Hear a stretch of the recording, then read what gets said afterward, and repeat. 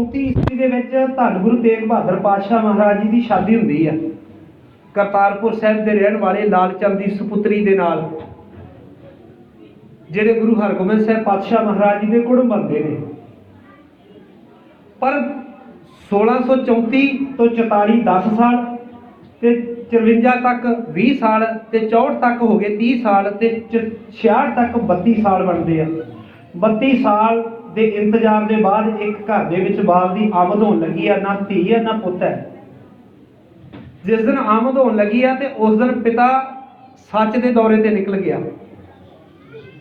ਜਿਸ ਦਿਨ ਬਾਲ ਗੋਬਿੰਦ ਰਾਏ ਜੀ ਖੇਡਣ ਲੱਗ ਪਏ ਸਨ, ਧੰਨ ਗੁਰੂ ਤੇਗ ਬਹਾਦਰ ਪਾਤਸ਼ਾਹ ਮਹਾਰਾਜ ਨੇ ਜਦੋਂ ਪਹਿਲੀ ਵਾਰ ਆ ਕੇ ਦੀਦਾਰ ਕੀਤੇ ਆ, ਔਰ ਜਿਸ ਦੌਰੇ ਤੇ ਨਿਕਲੇ ਸਨ ਨਾ ਮੇਰੇ ਧੰਨ ਗੁਰੂ ਤੇਗ ਬਹਾਦਰ ਪਾਤਸ਼ਾਹ ਮਹਾਰਾਜ ਜੀ ਰਸਤੇ ਵਿੱਚੋਂ, ਕਿਉਂਕਿ ਆਸਾਮ ਦੇ ਵਿੱਚ ਲਮੇਰੀ ਗਾਥਾ ਹੈ, ਅਸੀਂ ਧੰਨ ਗੁਰੂ ਗੋਬਿੰਦ ਸਿੰਘ ਪਾਤਸ਼ਾਹ ਮਹਾਰਾਜ ਦੇ ਪਵਿੱਤਰ ਜੀਵਨ ਦੇ ਦਰਸ਼ਨ ਕਰਨੇ ਆ। ਔਰੰਗਜ਼ੇਬ ਵੱਲੋਂ ਜਬਰੀ ਉੱਥੇ ਸੀ ਆਸਾਮ ਦੇ ਵਿੱਚ ਜਿਹੜਾ ਸੀ ਧਾਰਮਿਕ ਤੌਰ ਤੇ ਜਬਰ ਢਾਇਆ ਜਾ ਰਿਹਾ ਸੀ। ਗੁਰੂ ਤੇਗ ਬਹਾਦਰ ਪਾਤਸ਼ਾਹ ਜੀ ਇਸ ਕਰਕੇ ਗਏ ਸਨ। ਔਰ ਪਾਤਸ਼ਾਹ ਨੂੰ ਜਦੋਂ ਆ ਕੇ ਦੀਦਾਰ ਕੀਤੇ, ਉਦੋਂ ਤੱਕ ਪਾਤਸ਼ਾਹ ਜੀ ਜਿਹੜੇ ਸਨ, ਕੁਝ ਜਦੋਂ ਬੱਚਾ ਛੋਟਾ ਹੁੰਦਾ ਨਾ, ਤੋਤਲੀ ਜ਼ਬਾਨ ਦੀਆਂ ਗੱਲਾਂ ਕਰਨ ਲੱਗ ਪਏ ਸਨ। ਗੁਰੂ ਤੇਗ ਬਹਾਦਰ ਗੁਰੂ ਗੋਬਿੰਦ ਸਿੰਘ ਪਾਤਸ਼ਾਹ ਮਹਾਰਾਜ ਜੀ ਹਾਣੀਆਂ ਦੇ ਨਾਲ ਜਾਣਾ ਤੇ ਟੋਲੀਆਂ ਬਣਾ ਕੇ ਖੇਡਣਾ, ਬਨੌਟੀ ਜੰਗਾਂ ਕਰਨੀਆਂ ਧੰਨ ਗੁਰੂ ਗੋਬਿੰਦ ਸਿੰਘ ਪਾਤਸ਼ਾਹ ਮਹਾਰਾਜ ਜੀ ਦੀ ਬਚਪਨ ਦੀ ਖੇਡ ਸੀ। ਇਹ ਦੇਣਾ ਕਿੰਨੇ, ਇਹ ਦਿੱਤਾ ਕਿੰਨੇ ਸੀ? ਮੈਂ ਬੇਨਤੀ ਕਰਾਂ, ਦਿੱਤਾ ਸੀ ਮਾਂ ਨੇ।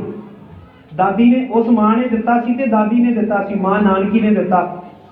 ਕਿਤੇ ਚੇਤਾ ਕਰਾਉਂਦੀ ਸੀ, ਪੁੱਤ ਯਾਦ ਰੱਖੀ ਤੂੰ ਉਸ ਘਰ ਦਾ ਵਾਰਸ ਆ ਜਿਸ ਘਰ ਨੂੰ ਕਿਤੇ ਸਬਰ ਜ਼ਬਰ ਦਾ ਮੁਕਾਬਲਾ ਸਬਰ ਨਾਲ ਤਤੀ ਤਵੀ ਤੇ ਬਹਿ ਕੇ ਕਰਨਾ ਪਿਆ।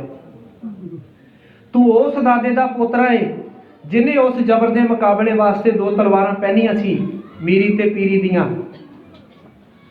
ਸਤਿਗੁਰ ਪਾਤਸ਼ਾਹ ਦੇ ਅਨੇਕਾਂ ਕੌਤਕ ਨੇ। ਫਤਿਹ ਚੰਦ ਰਾਜਾ ਜਿਹੜਾ, ਉਹਦੀ ਮੈਣੀ ਰਾਣੀ ਸੀ ਜਿਹੜੀ, ਉਹਦੇ ਘਰ ਦੇ ਵਿੱਚ ਔਲਾਦ ਨਹੀਂ ਸੀ।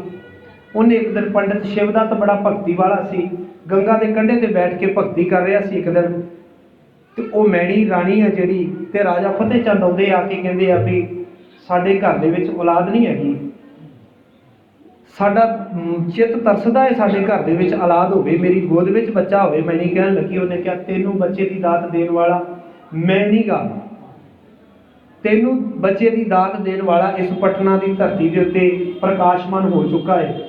ਉਹ ਕੌਣ ਹੈ? ਗੋਬਿੰਦ ਰਾਏ, ਗੁਜਰੀ ਦਾ ਪੁੱਤਰ, ਕਿਰਪਾਲ ਚੰਦ ਦਾ ਭਣੇਵਾਂ।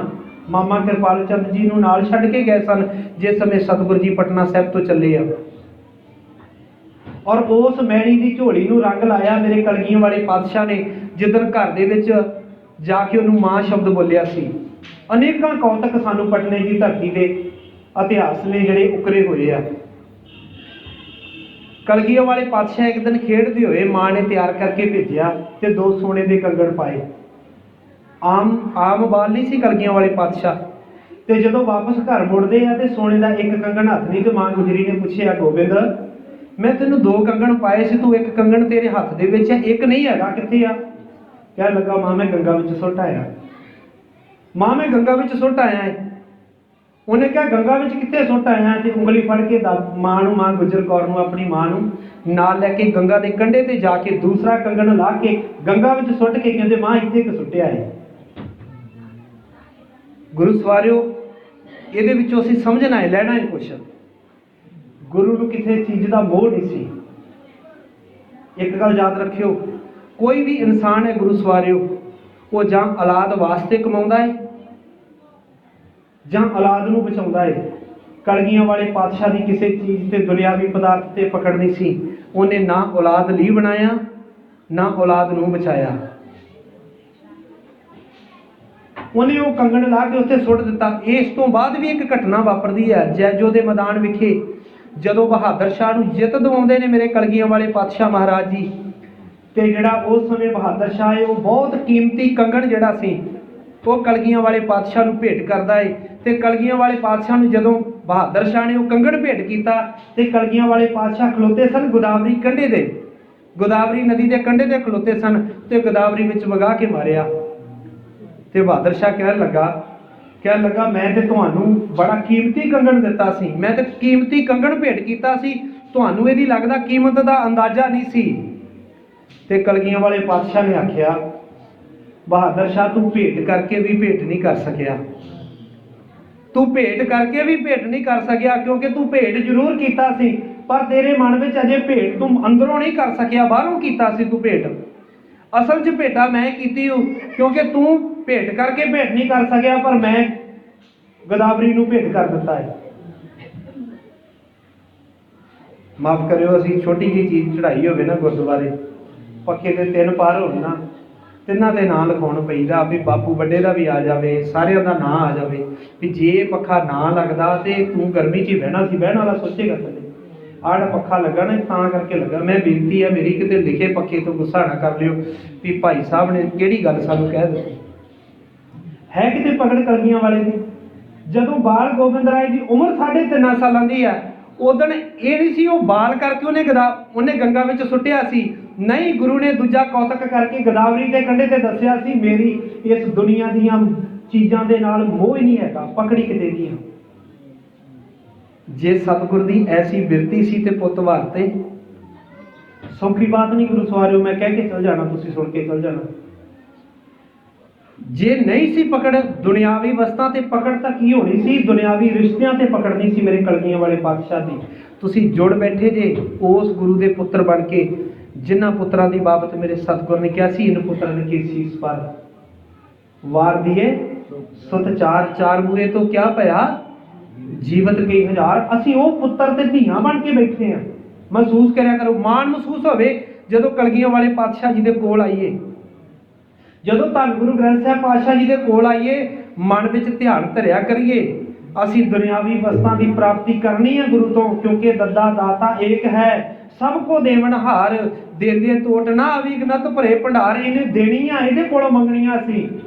ਪਰ ਇਹ ਗੱਲ ਜ਼ਰੂਰ ਮਹਿਸੂਸ ਕਰਿਆ ਕਰੀਏ ਕਲਗੀਆਂ ਵਾਲਿਆ, ਅੱਜ ਜੇ ਅਸੀਂ ਖਲੋਤੇ ਹਾਂ ਇਸ ਰੂਪ ਦੇ ਵਿੱਚ ਤਾਂ ਤੇਰੀ ਕਿਰਪਾ ਏ। ਤੂੰ ਸਰਬੰਸ ਵਾਰਿਆ, ਤੂੰ ਕਿਸੇ ਚੀਜ਼ ਦੇ ਉੱਤੇ ਪਕੜ ਨਹੀਂ ਰੱਖੀ। 2 ਹਿੱਸਿਆਂ ਵਿੱਚ ਪਿਤਾ ਦਾ ਸੰਸਕਾਰ ਕੀਤਾ ਹੈ। ਇਹ ਦੁਨੀਆ ਦਾ ਪਹਿਲਾ ਇਤਿਹਾਸ ਹੈ। ਪਿਤਾ ਦਾ ਸੰਸਕਾਰ ਕੀਤਾ ਤੇ ਸਰੀਰ ਨਹੀਂ ਮਿਲਿਆ, ਕੱਲੇ ਸੀਸ ਦਾ ਸੰਸਕਾਰ ਕੀਤਾ। ਤੇ ਜਦੋਂ ਮਾਂ ਦਾ ਅੰਤਮ ਸੰਸਕਾਰ ਦੀਆਂ ਰਸਮਾਂ ਹੋਣੀਆਂ ਸੀ ਤੇ ਉਦੋਂ ਕਲਗੀਆਂ ਵਾਲਾ ਕੋਲ ਨਹੀਂ ਸੀ। ਗੁਰੂ ਕਿਸੇ ਤੇ ਪਹਾੜਾ ਨਾ ਵਰਤਾਵੇ, ਬੱਚਾ ਵਿਦੇਸ਼ ਵਿੱਚ ਬੈਠਾ ਹੋਵੇ ਤੇ ਮਾਤਾ ਪਿਤਾ ਨਾਲ ਕੋਈ ਘਟਨਾ ਵਾਪਰ ਜਾਵੇ, ਸੰਭਵ ਹੋਵੇ ਉਹਦਾ ਆਉਣਾ, ਤੇ 4-4 10-10 ਦਿਨ ਕੈਦੀ ਚਲਾਈ ਰੱਖਦੇ, ਕਹਿੰਦੇ ਮੁੰਡਾ ਬਾਹਰੋਂ ਆ ਲੈਂਦੀ। ਮੈਂ ਨਾ ਕਲਗੀਆਂ ਵਾਲਿਆ, ਤੇਰਾ ਜਿਗਰਾ ਕੈਸਾ ਸੀ, ਤੂੰ ਇੱਥੇ ਰਹਿ ਕੇ, ਕੋਲ ਰਹਿ ਕੇ, ਲਾਗੇ ਰਹਿ ਕੇ ਵੀ ਉਹ ਰਸਮਾਂ ਨਾ ਨਿਭਾ ਸਕੇ, ਕਿਉਂਕਿ ਤੇਰੀ ਦੁਨਿਆਵੀਆਂ ਵਸਤਾਂ ਤੇ ਪਕੜ ਨਹੀਂ ਸੀ। ਗੁਰੂ ਤੇਗ ਬਹਾਦਰ ਪਾਤਸ਼ਾਹ ਮਹਾਰਾਜ ਜੀ ਦੀ ਵਾਪਸੀ ਤੋਂ ਬਾਅਦ ਸਤਿਗੁਰ ਪਾਤਸ਼ਾਹ ਮਹਾਰਾਜ ਜੀ ਜਦੋਂ ਪਟਨਾ ਸਾਹਿਬ ਤੋਂ ਹੁੰਦੇ ਹੋਏ ਵਾਪਸ ਆਏ ਤੇ ਕਲਗੀਆਂ ਵਾਲੇ ਪਾਤਸ਼ਾਹ ਮਹਾਰਾਜ ਜੀ ਉਸ ਸਮੇਂ ਪਟਨਾ ਸਾਹਿਬ ਵਿਖੇ ਨੇ, ਤੇ ਗੁਰੂ ਤੇਗ ਬਹਾਦਰ ਪਾਤਸ਼ਾਹ ਮਹਾਰਾਜ ਜੀ ਨੇ ਰਾਣੀ ਚੰਪਾ ਦੇ ਕੋਲੋਂ ਮਾਖੋਵਾਲ ਦੀ ਧਰਤੀ ਮੁੱਲ ਖਰੀਦੀ ਤੇ ਉੱਥੇ ਇੱਕ ਨਗਰ ਵਸਾਇਆ ਜਿਹਦਾ ਨਾਮ ਰੱਖਿਆ ਚੱਕ ਨਾਨਕੀ, ਤੇ ਸੁਨੇਹਾ ਭੇਜਿਆ ਕਿ ਪਰਿਵਾਰ ਇੱਥੇ ਆ ਜਾਵੇ, ਚੱਕ ਨਾਨਕੀ ਆ ਕੇ ਵਸੇ। ਜਿਸ ਸਮੇਂ ਵਾਪਸ ਆਏ ਤੇ 6 ਸਾਲਾਂ ਦੀ ਉਮਰ ਹੈ ਧੰਨ ਗੁਰੂ ਗੋਬਿੰਦ ਸਿੰਘ ਪਾਤਸ਼ਾਹ ਮਹਾਰਾਜ ਜੀ ਦੀ। ਬੇਸ਼ੱਕ ਨਾਮ ਗੁਰੂ ਗੋਬਿੰਦ ਰਾਏ ਆ, ਪਰ ਮੈਂ ਗੁਰੂ ਗੋਬਿੰਦ ਸਿੰਘ ਜੀ ਹੀ ਵਰਤਾਂਗਾ।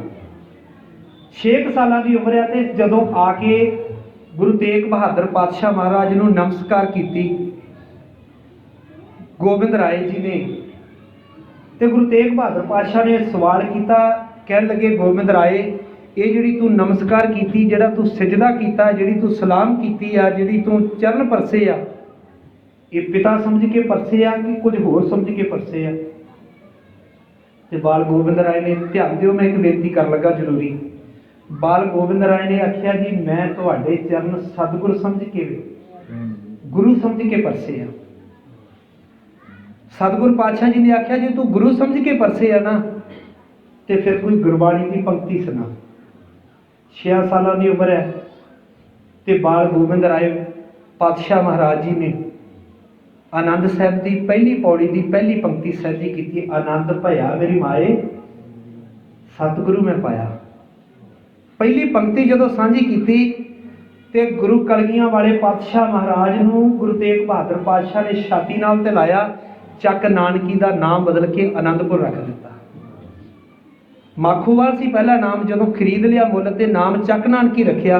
ਪਰ ਜਿਸ ਸਮੇਂ ਗੁਰਬਾਣੀ ਦੀ ਉਹ ਪੰਕਤੀ ਸਾਂਝੀ ਕੀਤੀ ਪਹਿਲੀ ਵਾਰ ਚੱਕ ਨਾਨਕੀ ਵਿਖੇ ਜਾ ਕੇ, ਉਹ ਆਨੰਦ ਸਾਹਿਬ ਦੀ ਬਾਣੀ ਦੀ ਜਦੋਂ ਆਨੰਦ ਭਇਆ ਮੇਰੀ ਮਾਏ ਸ਼ਬਦ ਵਰਤਿਆ, ਸਤਿਗੁਰ ਨੇ ਆਖਿਆ ਇਹ ਆਨੰਦਾਂ ਦੀ ਪੂਰੀ ਬਣ ਜਾਵੇਗੀ।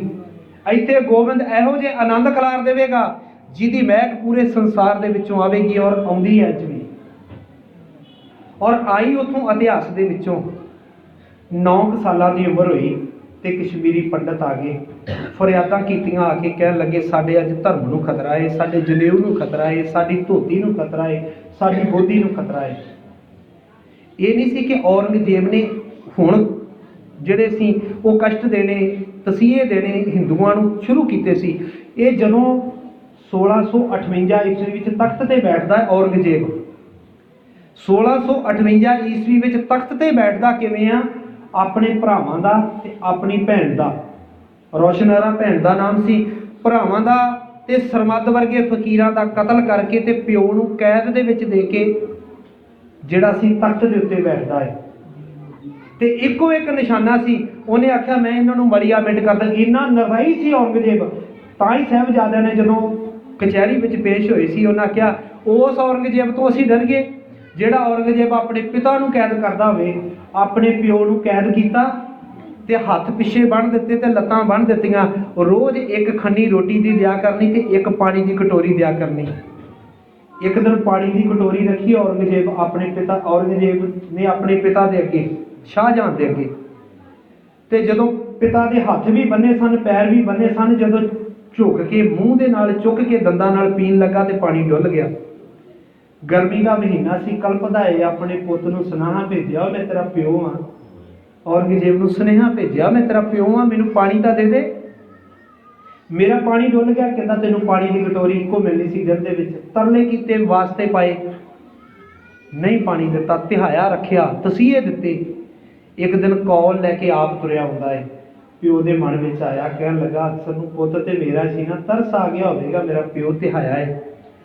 ਲੈ ਕੇ ਕੌਲ ਦੇ ਵਿੱਚ ਕੀ ਆਇਆ? ਆਪਣੇ ਭਰਾ ਦਾ ਸਿਰ ਵੱਢ ਕੇ ਉਹਦਾ ਖੂਨ ਪਾ ਕੇ ਲੈ ਕੇ ਆਇਆ। ਕਹਿਣ ਲੱਗਾ ਆ ਲੈ, ਤੂੰ ਖੂਨ ਦਾ ਪਿਆਲਾ ਦਿੱਤਾ ਈ, ਜਿਸ ਭਰਾ ਨੂੰ ਤੂੰ ਤਖਤ ਦੇਣਾ ਚਾਹੁੰਦਾ ਸੀ ਨਾ, ਮੈਂ ਤੈਨੂੰ ਉਹਦੇ ਖੂਨ ਦਾ ਪਿਆਲਾ ਦਿੱਤਾ, ਪੀ ਲੈ ਇਸ ਖੂਨ ਦੇ ਪਿਆਲੇ ਨੂੰ। ਤਸੀਹੇ ਦੇ ਕੇ ਉਹਨੂੰ ਮਾਰ ਦਿੱਤਾ ਗਿਆ, ਆਪਣੇ ਪਿਓ ਨੂੰ, ਸ਼ਾਹਜਹਾਨ ਨੂੰ। ਜਿਹੜਾ ਇੰਨਾ ਨਿਰਦਈ ਹੋਵੇ, ਮੇਰਾ ਕਹਿਣ ਤੋਂ ਭਾਵ ਉਹ ਦੂਜੇ ਦਾ ਕਿਵੇਂ ਸਕਾ ਹੋ ਸਕਦਾ ਹੈ? ਪਰ ਉਹਦੇ ਵਾਸਤੇ ਉਹਨੇ ਇਹ ਨਹੀਂ ਸੀ ਕਿ ਇੱਕੇ ਦਿਨ ਕਸ਼ਮੀਰ ਵਾਲੇ ਪੰਡਤਾਂ ਤੇ ਸਖਤੀ ਕੀਤੀ, ਨਹੀਂ। ਪਹਿਲਾਂ ਦੱਖਣ ਦੇ ਮੰਦਰਾਂ ਨੂੰ ਢਾਇਆ ਗਿਆ, ਦੱਖਣ ਦੇ ਮੰਦਰਾਂ ਨੂੰ ਢਾਇਆ ਗਿਆ। ਉਸ ਤੋਂ ਬਾਅਦ ਉਹਨੇ ਇੱਕ ਟੈਕਸ ਲਗਾਇਆ ਗਿਆ ਜਿਹੜਾ 5% ਹਿੰਦੂਆਂ ਨੂੰ ਲੱਗਣਾ ਤੇ ਬਹੁਤ ਘੱਟ ਮੁਸਲਮਾਨਾਂ ਨੂੰ ਲੱਗਣਾ। ਵੇਖਿਆ ਗਿਆ ਕੋਈ ਬੋਲਦਾ ਮੇਰੇ ਅੱਗੇ ਕਿ ਨਹੀਂ ਬੋਲਦਾ, ਪਰ ਕੋਈ ਨਾ ਬੋਲਿਆ। ਅਖੀਰ ਉਹਨੇ ਜਿਹੜਾ ਫੈਸਲਾ ਕੀਤਾ, ਲਮੇਰੀ ਗਾਥਾ ਹੈ, ਮਥੁਰਾ ਦੇ ਮੰਦਿਰ ਦੀਆਂ ਦੀਵਾਰਾਂ 4 ਦੀਵਾਰੀ ਢਾਈਆਂ। ਸ਼ਾਇਦ ਕੋਈ ਮਥੁਰਾ ਦੇ ਮੰਦਿਰ ਦੀ ਪਵਿੱਤਰਤਾ ਵੇਖ ਕੇ ਆ ਜਾਵੇ, ਬਨਾਰਸ ਦੇ ਮੰਦਿਰਾਂ ਦੀ ਪਵਿੱਤਰਤਾ ਵੇਖ ਕੇ ਕਿਸੇ ਹਿੰਦੂ ਦੇ ਅੰਦਰ ਗੈਰਤ ਉੱਠੇ, ਪਰ ਕਿਸੇ ਦੀ ਅੰਦਰੋਂ ਆਵਾਜ਼ ਨਹੀਂ ਦਿੱਤੀ ਜਮੀਰ ਨੇ, ਸਾਰੇ ਝੁਕਦੇ ਚਲੇ ਗਏ। ਫਿਰ ਉਹਨੇ ਸੋਚਿਆ ਮੈਂ ਕਸ਼ਮੀਰ ਦੇ ਪੰਡਤਾਂ ਨੂੰ, ਕਿਉਂਕਿ ਕਸ਼ਮੀਰ ਦੇ ਪੰਡਤ ਬਹੁਤ ਵਿਦਵਾਨ ਸਨ, ਉਹਨੇ ਆਖਿਆ ਮੈਂ ਵਿਦਵਾਨਾਂ ਨੂੰ ਲਾ ਕੇ ਵੇਖਾਂ, ਮੈਂ ਵੇਖਾਂ ਕਿ ਇਹਨਾਂ ਦੀ ਗੈਰਤ ਇਹਨਾਂ ਦੀ ਵੀ ਮਰ ਚੁੱਕੀ ਆ। ਮੈਂ ਇੱਕ ਨਿੱਕਾ ਜਿਹਾ ਹਵਾਲਾ ਦੇਣਾ ਚਾਹੁੰਦਾ ਅੱਜ ਦਾ। ਜਿਹੜੇ ਅੱਜ ਕਾਨੂੰਨ ਸਾਡੇ ਤੇ ਲਾਗੂ ਕੀਤੇ ਨਾ, ਅਗਲਿਆਂ ਨੇ ਅਜਮਾ ਕੇ ਵੇਖ ਲਏ ਦੂਜੀਆਂ ਸਟੇਟਾਂ 'ਚ, ਧਿਆਨ ਦਿਓ। ਅਗਲਿਆਂ ਨੇ ਪਹਿਲਾਂ ਦੂਜੀਆਂ ਸਟੇਟਾਂ 'ਚ, ਬਿਹਾਰ ਵਰਗੀਆਂ ਸਟੇਟਾਂ 'ਚ, ਮੱਧ ਪ੍ਰਦੇਸ਼ ਵਰਗੀਆਂ ਸਟੇਟਾਂ 'ਚ ਲਾਗੂ ਕਰਕੇ ਵੇਖੇ ਆ, MSP ਖਤਮ ਕਰਕੇ ਵੇਖੀ ਆ। ਤੁਹਾਡੇ ਸਾਰਿਆਂ ਦੇ ਵਿੱਚੋਂ ਬਹੁਤ ਸਾਰਿਆਂ ਦੇ ਰਿਸ਼ਤੇਦਾਰ ਯੂਪੀ ਰਹਿੰਦੇ ਹੋਣਗੇ, ਅੱਜ ਉੱਥੇ ਇੱਥੋਂ ਵਰਗਾ ਮੰਡੀਕਰਨ ਸਿਸਟਮ ਨਹੀਂ ਹੈਗਾ। ਉਹਨਾਂ ਨੇ ਵੇਖਿਆ ਅੱਜ ਦੀ ਸਰਕਾਰ, ਅੱਜ ਦੇ ਔਰੰਗਜ਼ੇਬ, ਅੱਜ ਵੀ ਔਰੰਗਜ਼ੇਬ ਹੀ ਆ। ਜੇ ਉਦੋਂ ਵਾਲੇ ਨੂੰ ਤਰਸ ਨਹੀਂ ਸੀ ਆਉਂਦਾ ਤੇ ਅੱਜ 70 ਜਾਨਾਂ ਚਲ ਗਈਆਂ, ਅੱਜ ਵਾਲੇ ਨੂੰ ਕਿਹੜਾ ਆਇਆ ਅਜੇ ਤੱਕ? ਹੁਣ ਉਹਨੇ ਵੇਖਿਆ ਕਿ ਅੱਜ ਵਾਲੇ ਔਰੰਗਜ਼ੇਬ ਨੇ ਕੀ ਕੀਤਾ। ਉਹਨੇ ਵੇਖਿਆ ਬਾਕੀ ਸਟੇਟਾਂ 'ਚ ਮੈਂ ਕੰਮ ਕਰਕੇ ਵੇਖਿਆ, ਕੋਈ ਨਹੀਂ ਬੋਲਿਆ। ਉਹਨੇ ਅਖੀਰ ਦੇ ਵਿੱਚ ਸੋਚਿਆ ਹੁਣ ਪੰਜਾਬ 'ਚ ਲਾਗੂ ਕਰਕੇ ਵੇਖੋ। ਜਿੱਦਣ ਪੰਜਾਬ 'ਚ ਕਰਨਾ ਸ਼ੁਰੂ ਕੀਤਾ, ਉਦੋਂ ਗੁਰੂ ਗੋਬਿੰਦ ਸਿੰਘ ਦੇ ਪੁੱਤਰਾਂ ਦਾ ਖੂਨ ਖੋਲਿਆ। ਫਿਰ ਅੰਦਰੋਂ ਆਵਾਜ਼ ਦਿੱਤੀ, ਇਹੋ ਜਿਹੀ ਆਵਾਜ਼ ਦਿੱਤੀ, ਪੂਰਾ ਹਿੰਦੁਸਤਾਨ ਖੜਾ ਕਰਕੇ ਰੱਖ ਦਿੱਤਾ। ਅੱਜ ਬਾਕੀ ਸਟੇਟਾਂ ਦੇ ਲੋਕ, ਕੋਈ ਉੱਤਰਾਖੰਡ ਤੋਂ ਆ ਰਿਹਾ, ਕੋਈ ਯੂਪੀ ਤੋਂ ਆ ਰਿਹਾ, ਕੋਈ ਕੇਰਲ ਤੋਂ ਆ ਰਿਹਾ। ਕਿਉਂ ਆ ਰਹੇ? ਪਹਿਲਾਂ ਕਿਉਂ ਨਹੀਂ ਸੀ ਜਾਗੇ? ਕਿਉਂਕਿ ਜਿਹੜੀ ਅਣਖ ਤੇ ਗੈਰਤ ਸਾਨੂੰ ਕਲਗੀਆਂ ਵਾਲਾ ਪਾਤਸ਼ਾਹ ਦੇ ਗਿਆ, ਇਹ ਗੁਰੂ ਸਵਾਰਿਓ ਕਿਸੇ ਹੋਰ ਦੇ ਵਿੱਚ ਨਹੀਂ ਹੈਗੀ। ये कलगियां वाले पातशाह के पुत्र ने। अज वक्त पिया सरकार नूं, बेशक निर्दयी है, अजे तक पिछे संघ बैठा है, RSS बैठी है, नहीं झुकण दिंदी उन्होंने, पर अज वक्त पिया है जवाब दे। पूरी दुनिया दे विच UN च कल नूं केस लगणगे, उत्थे जवाब देना पवेगा।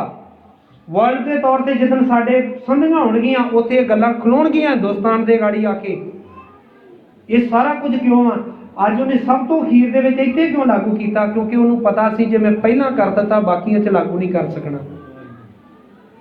कश्मीर दे विच उन्हें सब तो अखीर दे विच कश्मीरी पंडितां नूं कहा, उन्हां दे मंदिर ढा के उन्हां दे मत्थियां दे टिक्कियां नूं साफ किया गया, जबरी जनेऊ लाए गए, कैंचियां दे के इलाके विच फेरिया गया, नाल इंची टेप दिते गए। औरंगजेब वालों क्या गया जे ऐदों वध मिनती दे विच किसी की दाढ़ी होवे उहदा कतल कर दिओ, जां उहदी दाढ़ी कट दिओ, जे ना कटवाए तो उहदा कतल कर देना।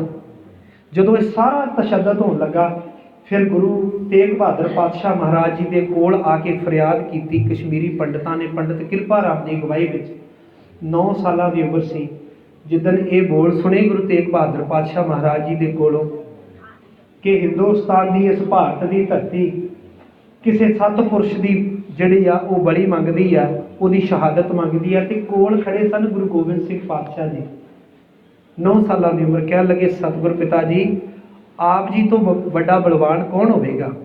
आप जी तो बड़े कौन बलवान होगा? मैं बेनती करा, एकाग्रता बख्शो, मेरी हाथ जोड़ के बेनती, मैं हर बारी बेनती करता, होमे ना जोड़ियो, माया ना विचों देन उठियो जी, किरपा करियो। इन्नी तुसी जिन्नी एकाग्रता बख्श रहे मेरे लिए सब कुछ ये है जी, किरपा करके बेनती को प्रवान करियो, एकाग्रता न जाए। सतगुर पातशाह महाराज जी की, गुरु तेग बहादुर पातशाह महाराज की शहादत होंदी है तो कला सीस वापस आता है। कलगियां वाले पातशाह महाराज ने पालकी में सीस सजा के ते अंतिम संस्कार किए ते दीवान सजया, संगत बैठी। गुरता गद्दी गुरु तेग बहादुर पातशाह महाराज जी दिल्ली जाने तो पहला बख्शिश कर गए सन। जैते ने पूछा, जैतिया किन्ने कुछ लोग सन जो गुरु पिता की शहीदी हुई? जैते ने भरिया अखां नाल दस्सिया, सतगुरु जी बहुत वड्डी गिनती सी। सिख किन्ने सी? जैते ने आख्या, सतगुरु जी पता नहीं लग सका उस सिख किन्ने सी, उस हिंदू किन्ने सी, उस मुसलमान किन्ने सी। जिन्ने भी लोग खड़े सन अखां च पानी सी। मेरे कलगियां वाले पातशाह ने आख्या, जैतिया आने वाले समय च इहो जी कौम सार देवांगा, इहो जिहा स्वरूप दे देवांगा, वो लखां करोड़ां च खलोता होवेगा, पता लग जाएगा कलगियां वाले का पुत खलोता है, सिख खलोता है, ਉਹਦੀ ਧੀ ਖਲੋਤੀ है। ਉਹਦੇ वास्ते सतगुर पातशाह ने 9 साल की उम्र ਦੇ ਵਿੱਚ सतगुर पातशाह महाराज जी की ਜ਼ਿੰਮੇਵਾਰੀ ਪੈਂਦੀ ਆ बहुत ਵੱਡੀ। बाप ਦਾ सिर तो ਸਾਇਆ ਉੱਠ ਜਾਵੇ ਨਾ ਤੇ ਘਰ ਦੀਆਂ ਜ਼ਿੰਮੇਵਾਰੀਆਂ ਨਹੀਂ ਨਿਭਦੀਆਂ ਗੁਰੂ ਸਵਾਰਿਓ, ਜਿਨ੍ਹਾਂ ਤੋਂ ਉੱਠਿਆ ਉਹਨਾਂ ਨੂੰ ਪਤਾ। परंतु कलगियां वाले पातशाह के परिवार की जिम्मेवारी नहीं सी, कौम की जिम्मेवारी सी, गुरु नानक के घर की जिम्मेवारी सी। उन्होंने जिम्मेवारियों निभाया और इन्ना ज़्यादा इन्नी ज़्यादा दृढ़ता के नाल निभाया। 1675 ईस्वी तो 24 साल का समा गुरु सवारियो, जिहदे विच अनेकां जंगां भी लड़ियां। सतगुर पातशाह जी का आनंद विआह भी हुंदा है, सतगुर पातशाह जी के साहिबजादे भी हुंदे आ। 1699 ईस्वी में सब तो छोटे साहिबजादे का जन्म होता है बाबा फतेह सिंह जी का। पहली जंग भंगाणी की जितते ने गुरु गोबिंद सिंह पातशाह महाराज जी, जिथे राम राय नूं माफ भी करते हो, अकाल चलाना करता है पौंटा साहब की धरती से। सतगुर पातशाह पहली जंग जितते हैं तो बाबा अजीत सिंह का जन्म होता है, नाम अजीत रखा जाता है। 1699 ईस्वी के सतगुर पातशाह महाराज जी के छोटे साहिबजादे का जन्म होता है। 1699 ईस्वी की विसाखी ते कलगियां वाले पातशाह ने कौम की पंथ की खालसे की सिरजना की। एक होर बेनती कर देवां, गुरु नानक देव पातशाह समर्थ सन। ये कर्म पहले दिन पहले जामे च भी हो सकता सी। एक ध्यान दिओ जरूरी, गुरु 10 नहीं गए, गुरु एक है। गुरु 10 नहीं गए, गुरु एक है, जामे 10 है। पातशाह की बाणी कहती, जोत ओहा जुगत साए सकाया फिर पलटिए। वो जोत एक ही आ, वो गुरु नानक देव च भी वही सी, वो गुरु अर्जन देव च भी वही सी, वो 10वें गुरु गुरु गोबिंद सिंह पातशाह च भी वही सी, वो गुरु ग्रंथ साहब च भी वही है। गुरु 10 नहीं गए, जामे 10 आ। हुण कलगियां वाले पातशाह ने जिहड़ा 1699 ईस्वी ते विसाखी ते खालसा साजिया, ਉਹ ਗੁਰੂ ਨਾਨਕ ਦੇਵ ਪਾਤਸ਼ਾਹ ਵੀ ਸਾਧ ਸਕਦੇ ਸੀ, ਪਰ ਗੁਰੂ ਸਾਹਿਬ ਜੀ ਨੇ ਤਿਆਰੀ ਦਿੱਤੀ। ਮੈਂ ਇੱਕ ਨਿੱਕਾ ਜਿਹਾ ਹੋਰ ਹਵਾਲਾ ਦੇ ਦੇਵਾਂ ਅੱਜ ਦਾ। ਸਾਨੂੰ ਅੱਜ ਕਰੀਬ 40 ਤੋਂ 45 ਦਿਨ ਹੋ ਚੱਲੇ ਆ ਦਿੱਲੀ ਬੈਠਿਆਂ ਨੂੰ, ਪਰ ਜਿਸ ਦਿਨ ਅਸੀਂ 26 ਤਰੀਕ ਨੂੰ ਗਏ ਉਸ ਤੋਂ ਪਹਿਲਾਂ 2-3 ਮਹੀਨੇ ਮੋਰਚੇ ਲੱਗੇ ਪੰਜਾਬ ਦੇ ਵਿੱਚ। ਅਸੀਂ ਸੜਕਾਂ ਰੋਕੀਆਂ। ਕਈ ਲੋਕ ਕਹਿੰਦੇ ਸੀ ਇਹਦਾ ਕੀ ਫਾਇਦਾ ਹੋਊਗਾ, ਇਹਨਾਂ ਦਾ ਕੀ ਲਾਭ, ਅਸੀਂ ਇੱਥੇ ਸੜਕਾਂ ਰੋਕੀ ਜਾਂਦੇ, ਮੋਦੀ ਤਾਂ ਦਿੱਲੀ ਬੈਠਾ। ਸਾਡੇ ਮਨ 'ਚ ਆਉਂਦਾ ਸੀ ਅਸੀਂ ਇੱਕ ਦੂਜੇ ਨੂੰ ਕਾਹਦੇ ਲਈ ਪਰੇਸ਼ਾਨ ਕਰੀ ਜਾਂਦੇ, ਅਸੀਂ ਰੇਲਾਂ ਕਾਹਦੇ ਲਈ ਰੋਕੀਆਂ, ਇਹਦਾ ਕੀ ਫਾਇਦਾ ਹੈ। ਜੇ ਇਹ ਕੰਮ ਅਸੀਂ ਨਾ ਕਰਦੇ ਤੇ ਜਿੰਨੀ ਵੱਡੀ ਗਿਣਤੀ 'ਚ ਅੱਜ ਦਿੱਲੀ ਬੈਠੇ ਅਸੀਂ ਨਹੀਂ ਸੀ ਬਹਿਣਾ। ਜੇ ਸਿੱਧੇ ਜਾ ਕੇ ਪਹਿਲੇ ਦਿਨ ਅਸੀਂ ਦਿੱਲੀ ਬੈਠਦੇ ਤਾਂ ਨਹੀਂ ਸੀ ਬਹਿਣਾ। ਉਸ ਦਿਨ ਇੱਕ ਗਰਾਊਂਡ ਬਣਾਈ ਸੀ ਗੁਰੂ ਪਾਤਸ਼ਾਹ ਨੇ, 230 ਸਾਲ ਲਗਾਤਾਰ 230 ਸਾਲ ਗਰਾਊਂਡ ਬਣਾਈ। ਜਿਵੇਂ ਇੱਕ ਧਰਤੀ ਦੇ ਵਿੱਚੋਂ ਚੰਗੀ ਫਸਲ ਲੈਣੀ ਹੋਵੇ ਤੇ ਕਿਸਾਨ ਉਹਨੂੰ ਪਹਿਲਾਂ ਚੰਗੀ ਤਰ੍ਹਾਂ ਵਾਹੁੰਦਾ ਏ, ਸੁਹਾਗਦਾ ਏ, ਉਹਨੂੰ ਤਿਆਰ ਕਰਦਾ ਏ, ਫਿਰ ਉਹਦੇ ਵਿੱਚ ਬੀਜ ਲਾਉਂਦਾ ਏ ਤੇ ਫਸਲ ਵਧੀਆ ਹੁੰਦੀ ਹੈ। ਸਤਿਗੁਰ ਪਾਤਸ਼ਾਹ ਮਹਾਰਾਜ ਨੇ 1699 ਈਸਵੀ ਦੀ ਵਿਸਾਖੀ ਤੇ ਦੂਰ ਤੱਕ ਸੁਨੇਹੇ ਭੇਜੇ। ਇਤਿਹਾਸ ਲਿਖਦਾ ਹੈ, ਮੈਂ ਦਾਅਵਾ ਨਹੀਂ ਕਰਦਾ, ਇਤਿਹਾਸਕਾਰਾਂ ਦੇ ਮਤ ਵੱਖ ਹੋ ਸਕਦੇ, 80,000 ਦੀ ਗਿਣਤੀ ਇਤਿਹਾਸ ਦੱਸਦਾ ਹੈ, ਬਹੁਤੇ ਇਤਿਹਾਸਕਾਰ। ਦੀਵਾਨ ਸਜਿਆ ਮੇਰੇ ਕਲਗੀਆਂ ਵਾਲੇ ਪਾਤਸ਼ਾਹ ਮਹਾਰਾਜ ਜੀ ਸ਼ਮਸ਼ੀਰ ਲੈ ਕੇ ਸਟੇਜ ਤੇ ਆਉਂਦੇ ਆ ਕੇ ਕਹਿੰਦੇ ਮੈਨੂੰ ਇੱਕ ਸਿਰ ਦੀ ਲੋੜ ਹੈ। ਜਿਹੜਾ ਦੂਜਿਆਂ ਦੇ ਸਿਰਾਂ ਦੀ ਰਾਖੀ ਕਰਨ ਵਾਲਾ ਹੋਵੇ ਉਹ ਕਿਸੇ ਦਾ ਸਿਰ ਲਾ ਦੇਗਾ। ਕਹਿਣ ਲੱਗੇ ਅੱਜ ਮੈਨੂੰ ਇੱਕ ਸੀਸ ਦੀ ਲੋੜ ਹੈ। ਇੱਕ ਵਾਰ ਤੇ ਸਨਾਟਾ ਛਾਇਆ। ਤੀਜੀ ਆਵਾਜ਼ ਤੇ ਦਇਆ ਰਾਮ ਲਾਹੌਰ ਦੇ ਰਹਿਣ ਵਾਲੇ ਖੱਤਰੀ ਪਰਿਵਾਰ ਨਾਲ ਸੰਬੰਧਿਤ ਆ, ਉਹ ਉੱਠਦੇ ਆ ਔਰ ਉਹਨਾਂ ਨੇ ਸੀਸ ਭੇਟ ਕੀਤਾ। ਮਾਫ ਕਰੋ, ਇੱਕ ਮੈਂ ਹੋਰ ਬੇਨਤੀ ਕਰਨ ਲੱਗਾ, ਗੁੱਸਾ ਨਾ ਕਰ ਲਿਓ ਤੁਸੀਂ। ਮੈਨੂੰ ਇੰਝ ਲੱਗਦਾ ਹੁੰਦਾ ਵੀ ਮੈਂ ਤੁਹਾਡੇ 'ਚ ਬੈਠ ਕੇ ਵੈਸੇ ਗੱਲਾਂ ਕਰਨੀਆਂ ਤੇ ਵਿਚਾਰ ਕਰ ਲਈ, ਇੱਕੋ ਬਾਤ ਹੈ। ਹੁਣ ਅਸੀਂ ਇਹ ਗੱਲ ਕਹਿ ਦਿੰਦੇ ਵੀ ਗੁਰੂ ਪਾਤਸ਼ਾਹ ਨੇ ਅੰਦਰ ਖੜ ਕੇ ਬੱਕਰੇ ਵੱਢੇ। ਇਤਿਹਾਸ ਕਿਤੇ ਚੱਪੇ ਮਿਣ ਕੇ ਇਤਿਹਾਸਕਾਰਾਂ ਨੇ ਇਤਿਹਾਸ ਲਿਖਿਆ, ਗਿੱਠਾਂ ਮਿਣ ਕੇ।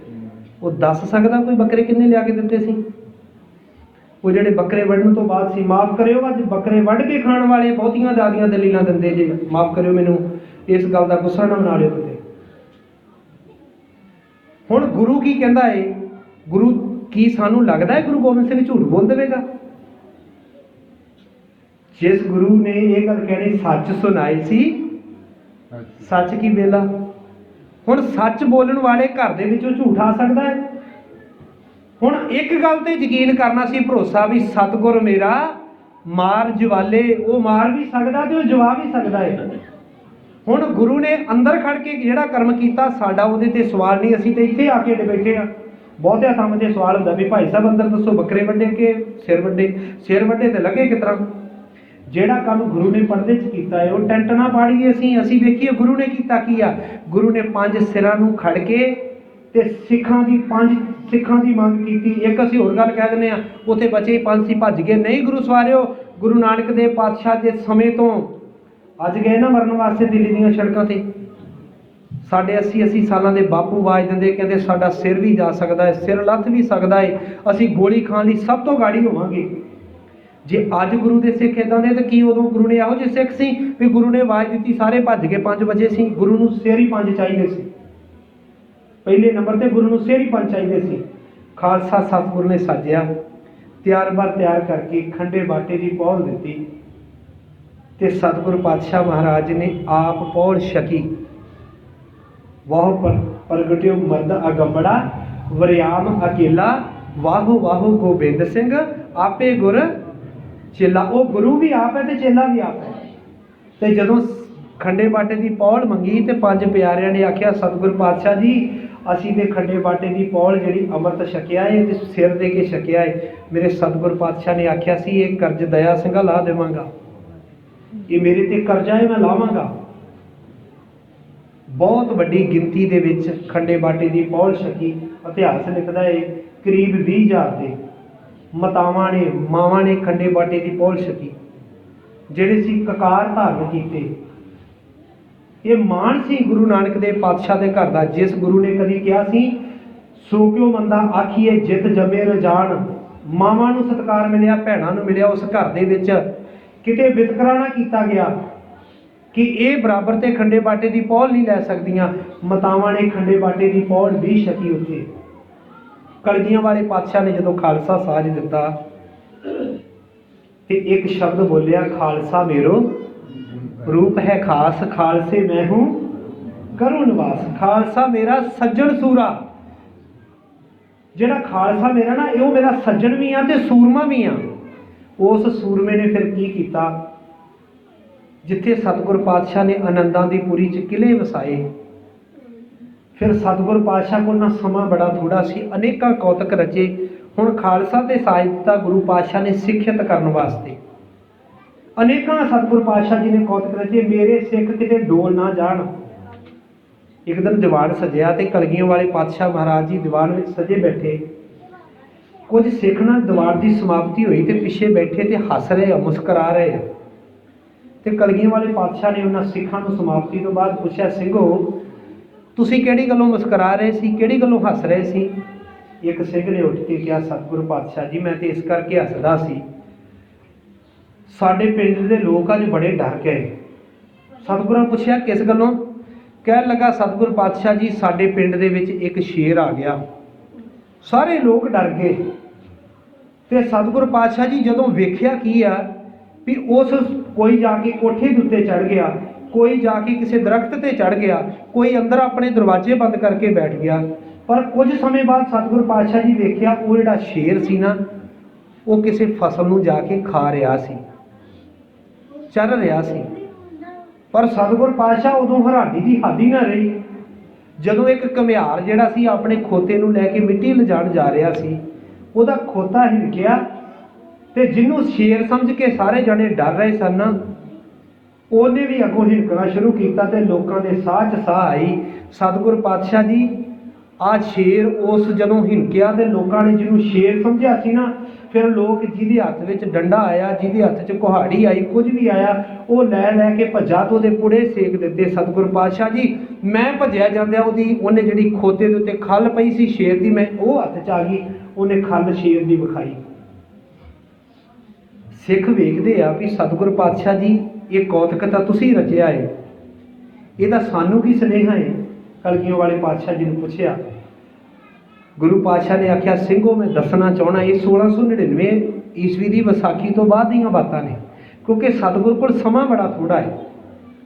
सतगुर पातशाह जी ने आख्या, सिंघो मैं इस करके विखाउणा चाहना सा, मैं दसना चाहना सा तुहानू शेर बनाया है ते ये जिहड़ा स्वरूप दिता है ना कला विखावा मात्र ना होवे। जिवें विखावे दे विच उस खोते ते खल पाई सी शेर दी, वो जाके कुछ भी खाण लग पिया सी। सिख दा किते खलोना ते किते खाना भी मायने रखेगा, सिख दा किते खलोना ते किते खाना भी मायने रखेगा। ये ना होवे सिख किसी इहो जे चीज़ का सेवन कर लग पवे, कोई उलामा देवे कवे कलगियों वाले दा पुत सी, ये कलगियों वाले ने शेर बनाया सी। सतगुर पातशाह ने वो कौम की सृजना की सी जेड़े लोग कदी कहते सी, काम हमारा तोलन तकड़ी, नंगी करद कबू नहीं पकड़ी, चिड़ी उड़े तो मैं डर जाऊं, मुगलों से कैसे लड़ पाऊं। सतगुर पातशाह महाराज ने उन्होंने दे अंदर इन्ना साहस भर दिता सी, कदी 100 की गिनती में आउंदे ते लखां नूं लुटदे सी। अज सतगुर पातशाह महाराज ने 100 के जथे तैयार किए जिहड़े लखां का मुकाबला करते हैं। सतगुर पातशाह ने आख्या, सिंघो एक गल का ध्यान दिओ, किते ये ना होवे तुहाडा कल्ला बाहरी विखावा सिखां वाला होवे, तुहाडा बाहरी विखावा सिखां वाला होवे। इस चीज़ का ध्यान ना तुसीं कदी मन विच लैके आयो। जे तुहानू मैं सिंह बनाया है तो पहचान रखियो, ये ना होवे कोई दूजा हींगण वाला आ जाए तो वो पिछे लग के तुर जाओ। बहुत वड्डे संकेत सन। अज पता नहीं सिख किवें गुरु तो छड्ड के वो गुरु का सिख भी हुंदा है, परंतु कभी किसी डेरे ते चले जाता है, कभी किसी बंदे दे अगे चले जाता है। पर कलगियों वाले पातशाह ने अनेकां कौतक रच के एक बार पंडित आ गया आनंदपुर साहब विखे, आके सतगुर पातशाह जी नूं कहण लगा, तुहाडे ते ना असल विच शनि का बड़ा वड्डा ग्रोह है, भारा ग्रोह है, तुहाडी ना शनि देवता तुहाडे खिलाफ है। सतगुर पातशाह ने आख्या, हुण सतगुर ते जानी जान सी, सतगुर ने सिखां नूं पक्कियां करना सी। सतगुर पातशाह ने आख्या, पंडित जी ये शनि किसी तरीके हौला भी हो सकता, उन्हें क्या उपाय करना पवेगा। सतगुर पातशाह ने आख्या, की कहण लगे जी तुहानूं मां दान करने पैणगे, तुहानूं तेल दान करना पएगा। ਤੁਹਾਨੂੰ ਜਿਹੜਾ ਸੀ ਲੋਹਾ ਦਾਨ ਕਰਨਾ ਪਏਗਾ। ਸਤਿਗੁਰ ਪਾਤਸ਼ਾਹ ਨੇ ਆਖਿਆ ਲੈ ਜਾਓ ਪੰਡਿਤ ਜੀ ਜਿੰਨਾ ਚਾਹੀਦਾ। ਕਹਿਣ ਲੱਗਾ ਨਹੀਂ ਨਹੀਂ ਅੱਜ ਨਹੀਂ, ਮੈਂ ਤੇ ਸ਼ਨੀਵਾਰ ਵਾਲੇ ਦਿਨ ਖੜਾਂਗਾ। ਮੈਂ ਬੇਨਤੀ ਕਰਨ ਲੱਗਾ ਇੱਕ ਜ਼ਰੂਰੀ, ਗੁੱਸਾ ਵੀ ਲੱਗਣਾ ਕੁਝ ਥਾਵਾਂ। ਸਤਿਗੁਰ ਪਾਤਸ਼ਾਹ ਨੇ ਆਖਿਆ ਲੈ ਜਾਓ, ਕਹਿੰਦੇ ਨਹੀਂ ਸ਼ਨੀਵਾਰ ਵਾਲੇ ਦਿਨ ਲੈ ਕੇ ਜਾਵਾਂਗੇ। ਤੇ ਗੁਰੂ ਪਾਤਸ਼ਾਹ ਜੀ ਨੇ ਕਿਹਾ ਵੀ ਤੁਸੀਂ ਪੰਡਿਤ ਜੀ ਸ਼ਨੀਵਾਰ ਵਾਲੇ ਦਿਨ ਆ ਜਾਓ। ਪੰਡਿਤ ਜੀ ਆਏ ਗੱਡੇ ਲੈ ਕੇ, ਆ ਕੇ ਖੂਬ ਮਾਂ ਲੱਦੇ ਗੁਰੂ ਘਰ ਦੇ ਵਿੱਚੋਂ, ਤੇਲ ਦੇ ਕੈਨ ਭਰ ਭਰ ਕੇ ਲੱਦ ਲਏ। ਔਰ ਜਿਹੜੇ ਸਨ ਤੇਲ ਲੱਦਿਆ, ਮਾਂ ਲੱਦੇ ਤੇ ਲੋਹਾ ਲੱਦ ਲਿਆ। ਸੋਚਦੇ ਆ ਕਹਿੰਦੇ ਕਾਫੀ ਸਮਾਂ ਤੇ ਕੁਝ ਥਾਵਾਂ ਤੇ ਜਾਣਾ ਹੀ ਨਹੀਂ ਪਵੇਗਾ। ਹੁਣ ਤੇ ਕਹਿੰਦੇ ਅੱਜ ਹੀ ਇੱਥੋਂ ਇੰਨਾ ਭੰਡਾਰਾ ਲੱਦ ਲਿਆ। ਜਦੋਂ ਲੱਦ ਕੇ ਕਿਲੇ ਤੋਂ ਬਾਹਰ ਨਿਕਲੇ ਤੇ ਗਾੜੀ ਖੜਾ ਸੀ ਖਾਲਸਾ। ਗਾੜੀ ਖਾਲਸਾ ਖੜਾ ਸੀ। ਹੁਣ ਖਾਲਸੇ ਨੇ ਸਾਰਾ ਕੁਝ ਉਦੋਂ ਪੰਡਿਤ ਤੋਂ ਖੋਹ ਲਿਆ, ਉਹਦੇ ਤੋਂ ਸਾਰੀਆਂ ਚੀਜ਼ਾਂ ਖੋਲੀਆਂ। ਪੰਡਿਤ ਬੜਾ ਹੈਰਾਨ ਆ, ਕਹਿਣ ਲੱਗਾ ਮੈਂ ਤਾਂ ਤੁਹਾਡੇ ਗੁਰੂ ਤੋਂ ਲੈ ਕੇ ਆਇਆ, ਮੈਂ ਤਾਂ ਤੁਹਾਡੇ ਗੁਰੂ ਤੋਂ ਲੈ ਕੇ ਆਇਆ, ਤੁਸੀਂ ਮੇਰੇ ਤੋਂ ਕੋਈ ਖੋਹ ਲਿਆ? ਉਹਨੇ ਆਖਿਆ ਜੋ ਕੁਝ ਪੰਡਿਤ ਜੀ ਗੁਰੂ ਘਰ ਦਾ ਅਸੀਂ ਨਹੀਂ ਜਾਣ ਦੇਣਾ, ਇਹ ਸਾਰਾ ਕੁਝ ਲੰਗਰਾਂ ਵਿੱਚ ਜਾਵੇਗਾ। ਮਾਂ ਲਿਆ ਕੇ ਲੰਗਰਾਂ ਵਿੱਚ ਦਾਲ ਧਰ ਦਿੱਤੀ, ਉਹਨਾਂ ਨੂੰ ਦਲਿਆ ਗਿਆ ਤੇ ਉਹਨਾਂ ਦੇ ਉਸੇ ਤੇਲ ਦੇ ਵਿੱਚ ਤਲ ਕੇ ਵੜੇ ਬਣਾਏ ਗਏ। ਤੇ ਜਿਹੜਾ ਸਰਬਲੋਹ ਸੀ ਉਹ ਲੋਹਗੜ੍ਹ ਦੇ ਕਿਲੇ ਵਿੱਚ ਖੜ ਖੜ ਕੇ ਸਿੰਘਾਂ ਨੇ ਜਿਹੜੇ ਸੀ ਉਹ ਕੜੇ ਬਣਾ ਬਣਾ ਕੇ ਹੱਥਾਂ ਨੂੰ ਪਾ ਕੇ ਤੇ ਸ਼ਾਨ ਮਹਿਸੂਸ ਕੀਤੀ। ਪੰਡਿਤ ਕੋਲ ਆ ਗਿਆ ਗੁਰੂ ਗੋਬਿੰਦ ਸਿੰਘ ਪਾਤਸ਼ਾਹ ਜੀ ਦੇ, ਕਹਿਣ ਲੱਗਾ ਤੁਸੀਂ ਕਿਹੋ ਜਿਹੇ ਸਿੱਖ ਪੈਦਾ ਕੀਤੇ ਆ ਜਿਹੜੇ ਗੁਰੂ ਦੀ ਵੀ ਗੱਲ ਨਹੀਂ ਮੰਨਦੇ। ਸਤਿਗੁਰੂ ਪਾਤਸ਼ਾਹ ਨੇ ਆਖਿਆ ਪੰਡਿਤ ਜੀ ਕੀ ਹੋਇਆ, ਸ਼ਨੀ ਦਾ ਗਰੋਹ ਲੱਥਾ ਨਹੀਂ? ਕਹਿਣ ਲੱਗਾ ਲੱਥਣਾ ਕਿੱਥੇ ਸੀ, ਤੁਹਾਡੇ ਸਿੱਖਾਂ ਨੇ ਬਾਹਰੋਂ ਮੇਰੇ ਕੋਲ ਸਾਰਾ ਸਮਾਨ ਲੁੱਟ ਲਿਆ। ਸਤਿਗੁਰੂ ਪਾਤਸ਼ਾਹ ਜੀ ਕਹਿਣ ਲੱਗੇ ਵੀ ਪੰਡਿਤ ਜੀ ਪਹਿਲੀ ਗੱਲ ਤੇ ਇਹ ਵੀ ਤੁਹਾਡਾ ਸ਼ਨੀ ਤੁਹਾਡੇ ਨਾਲ ਨਹੀਂ ਸੀ, ਤੁਹਾਡਾ ਸ਼ਨੀ ਨਾਲ ਨਹੀਂ ਸੀ। ਜਿਹੜੇ ਸ਼ਨੀ ਦੀ ਤੁਸੀਂ ਉਪਾਸਕ ਜੇ, ਜਿਹਦੇ ਸ਼ਨੀ ਦੇ ਵਾਸਤੇ ਤੁਸੀਂ ਤੇ ਮੇਰਾ ਸ਼ਨੀ ਹੌਲਾ ਕਰਨ ਵਾਸਤੇ ਲੈ ਕੇ ਗਏ ਸੀ। ਉਹਨੇ ਕਿਹਾ ਪਰ ਨਹੀਂ ਤੁਹਾਡੇ ਸਿੰਘ। ਸਤਿਗੁਰੂ ਪਾਤਸ਼ਾਹ ਨੇ ਆਖਿਆ ਪੰਡਿਤ ਜੀ ਇੱਕ ਗੱਲ ਯਾਦ ਰੱਖਿਓ, ਖਾਲਸਾ ਖਾਸ ਕਹਾਵੇ ਸੋਏ ਜਾ ਕੇ ਹਿਰਦੈ ਭਰਮ ਨਾ ਹੋਏ। ਖਾਲਸਾ ਉਹੀ ਖਾਸ ਹੈ ਜਿਹਦੇ ਹਿਰਦੇ 'ਚ ਭਰਮ ਨਹੀਂ। ਕਹਿਣ ਲੱਗੇ ਇਸ ਖਾਲਸੇ ਦੇ ਮੈਂ ਹਿਰਦੇ 'ਚ ਭਰਮ ਕੋਈ ਰਹਿਣ ਹੀ ਨਹੀਂ ਦਿੱਤਾ, ਇਸ ਹਿਰਦੇ 'ਚ ਮੈਂ ਭਰਮ ਨਹੀਂ ਰਹਿਣ ਦਿੱਤਾ। ਤੂੰ ਸ਼ਨੀ ਦੀ ਗੱਲ ਕਰਦਾ ਏ, ਇੱਥੇ ਤੇ ਸ਼ਨੀ ਦਾ ਉਪਾਸਕ ਤੇਰੇ ਵਰਗਾ ਪੰਡਿਤ ਆ ਜਾਵੇ ਇਹ ਤਾਂ ਉਹਦੇ ਗਾੜੀ ਵੀ ਖਲੋ ਜਾਂਦੇ, ਸ਼ਨੀ ਤਾਂ ਬੜੀ ਦੂਰ ਦੀ ਗੱਲ ਹੈ। ਜਿਹੜੇ ਸ਼ਨੀ ਦੇ ਵਿੱਚ ਵਿਚੋਲੇ ਨੇ ਤੇ ਉਹਨਾਂ ਦੇ ਅੱਗੇ ਵੀ ਖਲੋ ਜਾਂਦੇ ਆ। ਪਰ ਮੈਂ ਜਦੋਂ ਕਈ ਵਾਰੀ ਦਰਬਾਰ ਸਾਹਿਬ ਜਾਈਏ ਨਾ ਸ਼ਨੀਵਾਰ ਵਾਲੇ ਦਿਨ, ਅਗਲਿਆਂ ਨੇ ਸਾਹਮਣੇ ਬਣਾਇਆ ਸ਼ਨੀ ਦਾ ਮੰਦਰ, ਦੁੱਖ ਬੜਾ ਹੁੰਦਾ, ਦਰਦ ਹੁੰਦਾ ਅੰਦਰ। ਸ੍ਰੀ ਸਾਹਿਬ ਉੱਪਰੋਂ ਦੀ ਪਾਏ ਹੁੰਦੇ ਆ, ਸਿਰਾਂ ਤੇ ਸੋਹਣੀਆਂ ਦਸਤਾਰਾਂ, ਸਾਡੀਆਂ ਭੈਣਾਂ ਦੇ ਸਿਰਾਂ ਤੇ ਦੁਮਾਲੇ ਵੀ ਸਜਾਏ ਹੁੰਦੇ ਆ। ਉਹ ਲਾਈਨ ਦੇ ਵਿੱਚ ਬਾਹਰ ਅੰਦਰ ਨਾਲੋਂ ਲੰਬੀ ਲਾਈਨ ਲੱਗੀ ਹੁੰਦੀ ਆ, ਕਾਦੀ? ਸ਼ਨੀ ਦਾ ਤੇਲ ਪਾਉਣ ਵਾਲਿਆਂ ਦੀ। ਸਭ ਤੋਂ ਵੱਧ ਕਿਤੇ ਮਾਂ ਗੁਰਦੁਆਰਿਆਂ 'ਚ ਚੜ੍ਹਦੇ ਆ ਤੇ ਉਹ ਸ਼ਨੀਵਾਰ ਵਾਲੇ ਦਿਨ ਚੜ੍ਹਦੇ ਆ। ਸਤਿਗੁਰੂ ਪਾਤਸ਼ਾਹ ਜੀ ਨੇ ਆਖਿਆ ਸੀ ਪੰਡਿਤ ਜੀ, ਬ੍ਰਾਹਮਣ ਜੀ ਮੈਂ ਸਿੱਖ ਇਹੋ ਜਿਹੇ ਨਹੀਂ ਪੈਦਾ ਕੀਤੇ ਜਿਹੜੇ ਤੇਰੇ ਇਹਨਾਂ ਵਹਿਮਾਂ ਭਰਮਾਂ ਦੇ ਵਿੱਚ ਆ ਜਾਣ। ਮਾਰੀਏ ਹਾਂ ਝਾਤੀ, ਅੱਜ ਕਿਤੇ ਜਾਈਏ ਬਿੱਲੀ ਰਾਹ ਕੱਟ ਜਾਵੇ ਤੇ ਮਾਂ ਕਹਿੰਦੀ ਪੁੱਤ ਵਾਪਸ ਮੁੜਿਆ, ਕਿਉਂਕਿ ਬਿੱਲੀ ਨੇ ਰਾਹ ਕੱਟਤਾ, ਬਦਸ਼ਗਨੀ ਹੋ ਗਈ ਹੈ। ਬੱਚਾ ਘਰੋਂ ਨਿਕਲ ਲੱਗਦਾ ਹੈ, ਕੋਈ ਪਰ ਘਰ ਦਾ ਜੀਅ ਨਿਕਲਦਾ, ਗੇਟਾਂ ਦੇ ਵਿੱਚ ਪਾਣੀ ਲੈ ਲੈ ਕੇ ਖਲੋਤੇ, ਕਹਿੰਦੇ ਵੀ ਸ਼ੁਭ ਸ਼ਗਨ ਹੋ ਜਾਵੇ। ਇਹ ਖਾਲਸਾ ਖਾਸ ਕਹਾਵੇ ਸੋਈ, ਇਸ ਭਰਮ ਚੋਂ ਕੱਢਿਆ ਸੀ ਗੁਰੂ ਨੇ ਸਾਨੂੰ। ਅੱਜ ਅਸੀਂ ਦੀਵਿਆਂ ਵਿੱਚ ਤੇਲ ਪਾ ਰਹੇ ਹਾਂ ਗੁਰੂ ਸਵਾਰਿਓ, ਅੱਜ ਪੀਰਾਂ ਸ਼ਾਹ ਨੂੰ ਮੂੰਹ ਚੁੱਕ ਲੈਨੇ ਅਸੀਂ। ਮਾਫ ਕਰਿਓ ਵੀਰ ਵਾਲੇ ਦਿਨ ਜਾ ਕੇ ਵੇਖੋ ਭੀੜ ਕਿੰਨੀ ਹੁੰਦੀ ਆ। ਮੇਰਾ ਸਤਿਗੁਰੂ ਪਾਤਸ਼ਾਹ ਦਾ ਜਿਸ ਦਾ ਭਰੋਸਾ ਗੁਰੂ ਸਾਹਿਬ ਜੀ ਦੇ ਉੱਪਰ ਨਹੀਂ ਹੈਗਾ, ਜੇ ਗੁਰੂ ਕੋਲ ਆਉਣਾ ਏ ਤੇ ਗੁਰੂ ਦੀ ਮੱਤ ਬਖਸ਼ਿਸ਼ ਲੈਣ ਵਾਸਤੇ ਆਉਣਾ ਏ। ਇਹ ਨਾ ਹੋਵੇ ਸਿੱਖ ਦੇ ਅੰਦਰ ਆਉਣਾ ਗੁਰੂ ਕੋਲ ਕਿਸ ਤਰ੍ਹਾਂ ਦਾ ਹੋਵੇ। ਸਿੱਖਾਂ ਨੇ ਇੱਕ ਵਾਰ ਗੁਰੂ ਸਾਹਿਬ ਜੀ ਨੂੰ ਸਵਾਲ ਕੀਤਾ, ਕਹਿਣ ਲੱਗੇ ਸਤਿਗੁਰੂ ਜੀ ਜਿੰਨੇ ਸਿੱਖ ਆਉਂਦੇ ਸਿੱਖ ਸਾਰੇ ਇੱਕੋ ਤਰ੍ਹਾਂ ਦੇ ਹੁੰਦੇ ਆ? ਸਤਿਗੁਰੂ ਪਾਤਸ਼ਾਹ ਨੇ ਆਖਿਆ ਨਹੀਂ ਸਿੱਖੋ, ਸਿੱਖ ਤਿੰਨ ਤਰ੍ਹਾਂ ਦੇ ਹੁੰਦੇ ਆ। ਕਹਿਣ ਲੱਗੇ ਸਤਿਗੁਰੂ ਜੀ ਤਿੰਨ ਤਰ੍ਹਾਂ ਦੇ ਕਿਵੇਂ ਹੁੰਦੇ? ਸਤਿਗੁਰੂ ਪਾਤਸ਼ਾਹ ਨੇ ਆਖਿਆ ਸਮਾਂ ਆਵੇਗਾ ਤੇ ਦੱਸਾਂਗੇ। ਇੱਕ ਦਿਨ ਸਿੱਖਾਂ ਨੇ ਫਿਰ ਬੇਨਤੀ ਕੀਤੀ, ਸਤਿਗੁਰੂ ਜੀ ਜਿੰਨੇ ਸਿੱਖ ਆਉਣਗੇ ਉਹ ਸਾਰੇ ਤੁਹਾਡੇ ਕੋਲ ਆ ਕੇ ਬਿਲਹਾਰ ਹੋ ਜਾਣਗੇ, ਤਰ ਜਾਣਗੇ, ਜਿਨ੍ਹਾਂ ਨੇ ਤੁਹਾਡੇ ਦਰਸ਼ਨ ਕਰ ਲਏ ਸਾਰੇ ਕਿਹੋ ਜਿਹੇ? ਤੁਸੀਂ ਤਿੰਨ ਤਰ੍ਹਾਂ ਦੇ ਸਿੱਖ ਕਿਹੜੇ ਕਹੇ ਸੀ? ਸਤਿਗੁਰੂ ਪਾਤਸ਼ਾਹ ਨੇ ਆਖਿਆ ਵੀ ਤਿੰਨ ਬਰਤਨ ਲੈ ਕੇ ਆਓ। ਤਿੰਨ ਬਰਤਨ ਲਿਆਂਦੇ, ਕਹਿਣ ਲੱਗੇ ਇਹਨਾਂ ਦੇ ਵਿੱਚ ਇੱਕੋ ਜਿਹਾ ਪਾਣੀ ਪਾਓ। ਤਿੰਨਾਂ ਬਰਤਨਾਂ ਦੇ ਵਿੱਚ ਇੱਕੋ ਜਿਹਾ ਪਾਣੀ ਪਾਇਆ। ਸਤਿਗੁਰੂ ਪਾਤਸ਼ਾਹ ਜੀ ਨੇ ਆਖਿਆ ਇੱਕ ਬਰਤਨ ਦੇ ਵਿੱਚ ਪੱਥਰ ਪਾ ਦਿਓ, ਇੱਕ 'ਚ ਮਿੱਟੀ ਦੀ ਡਲੀ ਪਾ ਦਿਓ, ਇੱਕ 'ਚ ਪਤਾਸੇ ਪਾ ਦਿਓ। ਐਸਾ ਹੀ ਕੀਤਾ ਗਿਆ। ਕੁਝ ਸਮੇਂ ਬਾਅਦ ਸਿੱਖ ਵੇਖਦੇ ਸਤਿਗੁਰ ਪਾਤਸ਼ਾਹ ਜੀ ਕੀ ਕੌਤਕ ਆ, ਕੀ ਸੁਨੇਹਾ ਹੈ। ਸਤਿਗੁਰ ਪਾਤਸ਼ਾਹ ਜੀ ਨੇ ਇੱਕ ਸਿੰਘ ਨੂੰ ਕਿਹਾ, ਸਿੰਘਾ ਉਸ ਬਰਤਨ ਵਿੱਚ ਹੱਥ ਪਾ ਜਿਸ ਬਰਤਨ ਵਿੱਚ ਪੱਥਰ ਪਾਇਆ ਹੈ।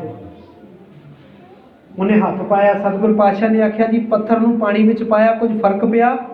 ਕਹਿਣ ਲੱਗਾ ਨਹੀਂ ਸਤਿਗੁਰ ਜੀ ਪੱਥਰ ਤੇ ਕੀ, ਪੱਥਰ ਨੂੰ ਥੋੜੀ ਫਰਕ ਪੈ ਸਕਦਾ ਹੈ, ਕਿਉਂਕਿ ਪੱਥਰ ਤੇ ਕਠੋਰ ਹੈ, ਸਖਤ ਹੈ।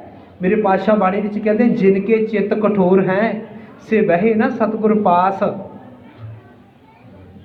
ਜਿਨ੍ਹਾਂ ਦੇ ਚਿੱਤ ਕਠੋਰ ਹੁੰਦੇ ਨਾ, ਅੰਦਰੋਂ ਮਨ ਹਿਰਦਾ ਕਠੋਰ ਹੁੰਦਾ, ਉਹ ਗੁਰੂ ਦੇ ਕੋਲ ਨਹੀਂ ਬੈਠ ਸਕਦੇ। ਜਿਨ ਕੇ ਚਿੱਤ ਕਠੋਰ ਹੈ ਸੇ ਬਹਿ ਨਾ ਸਤਿਗੁਰ ਪਾਸ।